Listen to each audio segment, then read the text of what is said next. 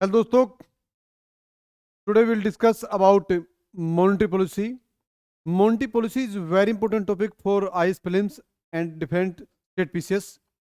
Generally, every year in UPSC films और different state pieces में एक क्वेश्चन या दो क्वेश्चन जरूर आरबीआई की मॉनेटरी पॉलिसी के क्वेश्चन पूछा जाता है. Let us start monetary policy. What do mean by what do mean by monetary policy? Monetary policy is that policy by which RBI controls money supply. RBI monetary policy के द्वारा कभी money supply को reduce करता है, कभी increase कर देता है, कभी मनी सप्लाई को बढ़ा देता है, कभी डिक्रीज कर देता है. It is known as monetary policy. Objectives of monetary policy. Objective of monetary policy. Generally जो ऑब्जेक्टिव है मॉनेटरी पॉलिसी का, ऑब्जेक्टिव ऑफ मॉनेटरी पॉलिसी है, there are main two objective of monetary policy. दो main objective हैं monetary policy के, दो main उद्देश्य हैं मॉनेटरी पॉलिसी के. पहला ऑब्जेक्टिव है प्राइस स्टेबिलिटी और सेकंड है economic growth. Generally RBI in India, RBI is a central bank. RBI generally दो चीज देखता है.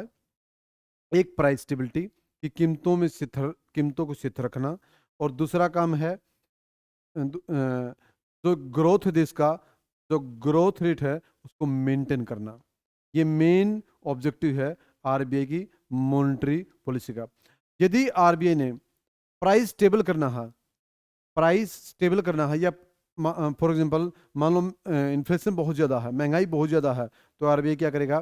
बैंक रेट रेपो रेट को बढ़ा देगा महंगाई को कंट्रोल करने के लिए. यदि देश में ग्रोथ को बढ़ाना है तो RBI bank rate repo rate को डाउन कर देगा. ये है main objective. There are two objectives of monetary policy. First economic growth और सेकंड प्राइस स्टेबिलिटी.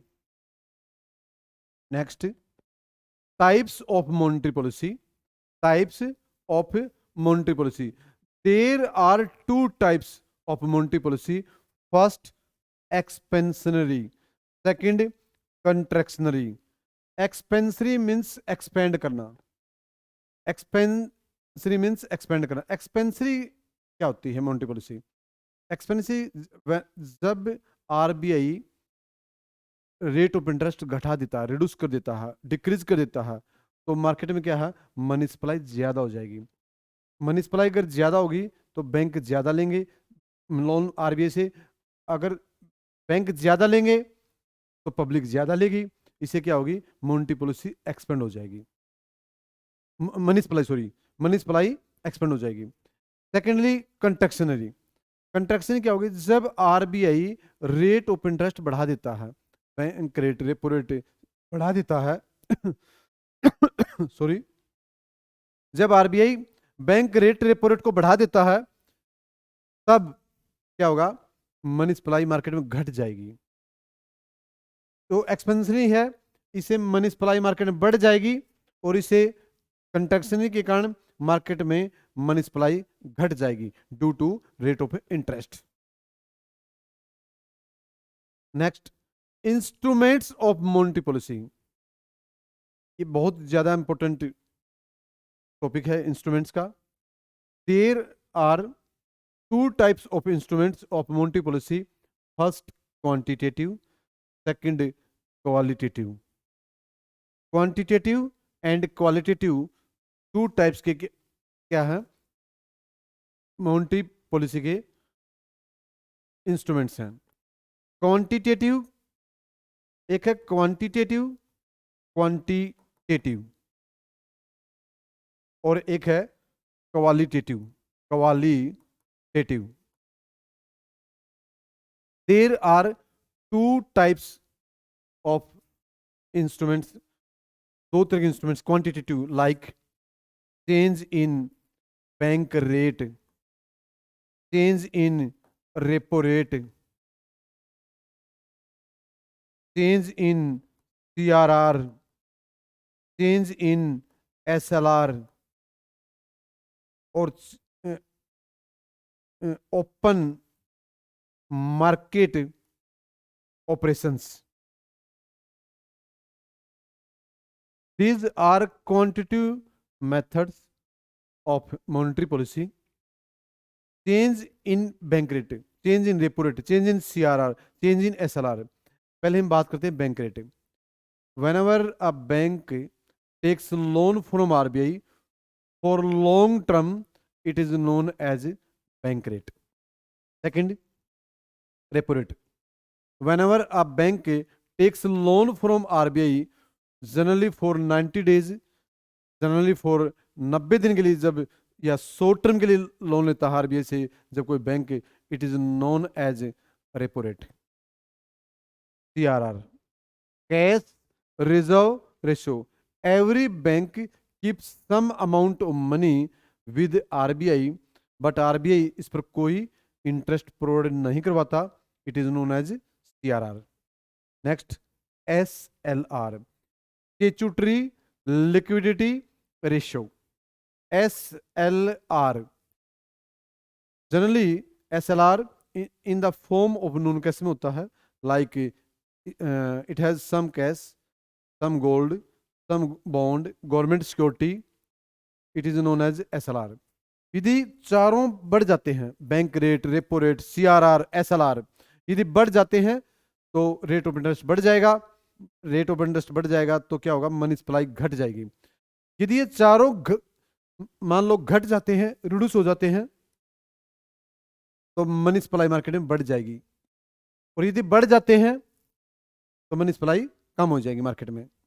नेक्स्ट है ओपन मार्केट ऑपरेशंस, खुले बाजार की क्रियाएं. Open market operations is that operation in which sale and purchase of government security. Government security means सरकारी प्रतिभूति की cell और परचेज होती है.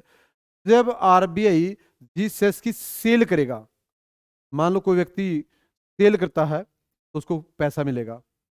यदि कोई व्यक्ति परचेज करता है तो उसको पैसा देना पड़ेगा. मान लो आरबीआई G-Sec की परचेज कर रहा है, G-Sec की परचेज करेगा. मान लो कोई व्यक्ति, सॉरी आरबीआई, जब G-Sec की आरबीआई परचेज करता है तो आरबीआई ने पैसा देना पड़ेगा परचेज, तो मनी सप्लाई क्या हो जाएगी, घट जाएगी. यदि आरबीआई G-Sec की सेल करता है, सेल करेगा तो क्या करेगा, उसको कुछ मिलेगा तो बैंकों से पैसा आरबीआई तरफ आ जाएगा.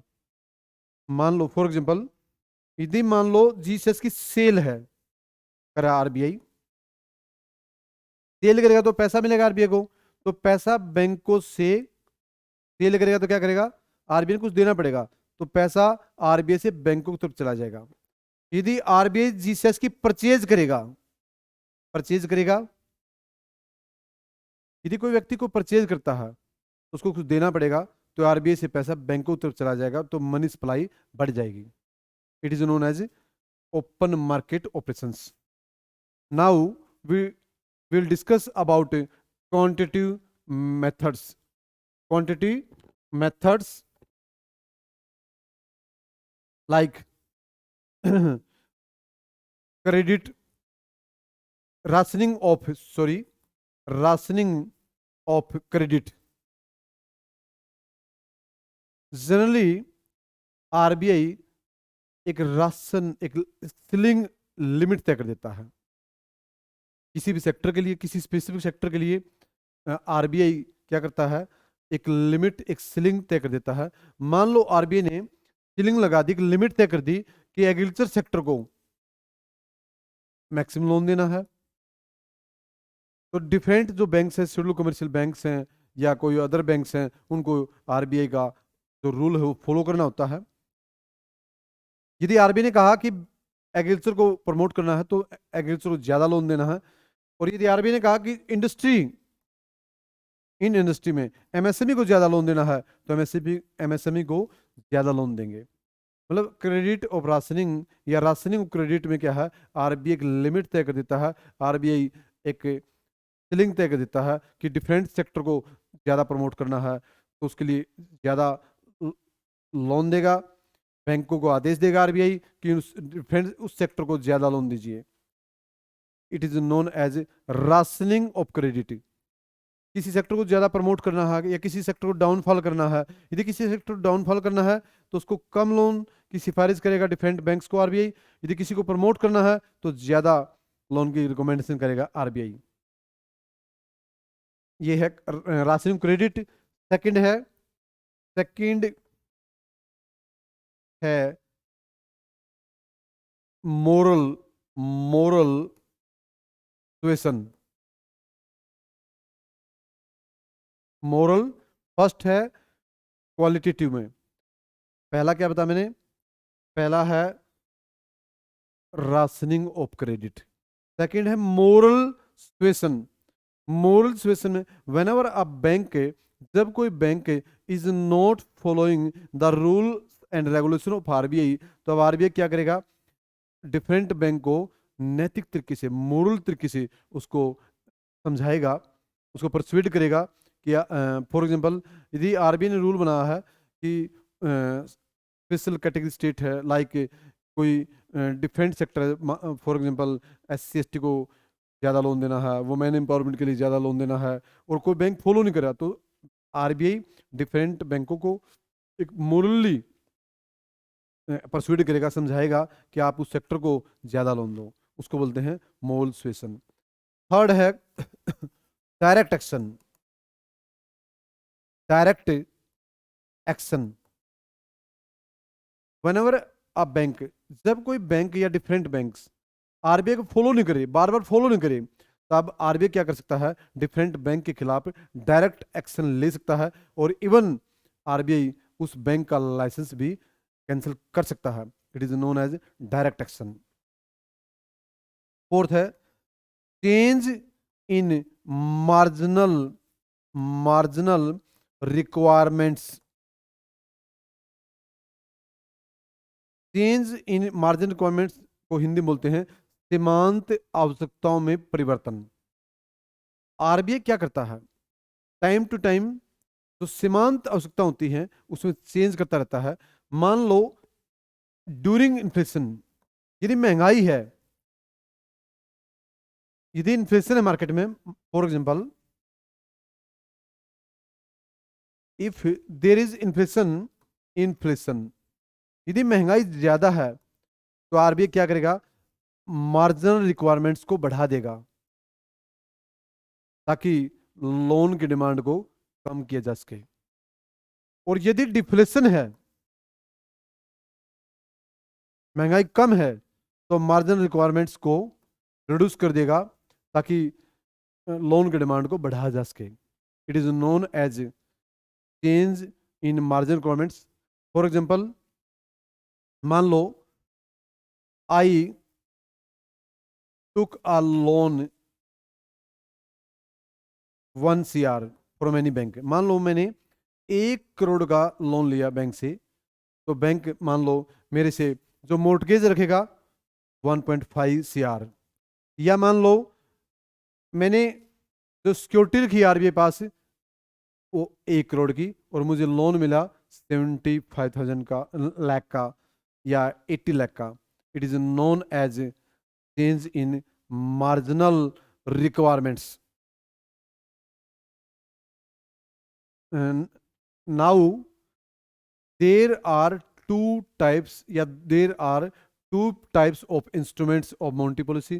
One quantitative, like change in bank rate, change in repo rate, change in CRR, change in SLR, or open market operations.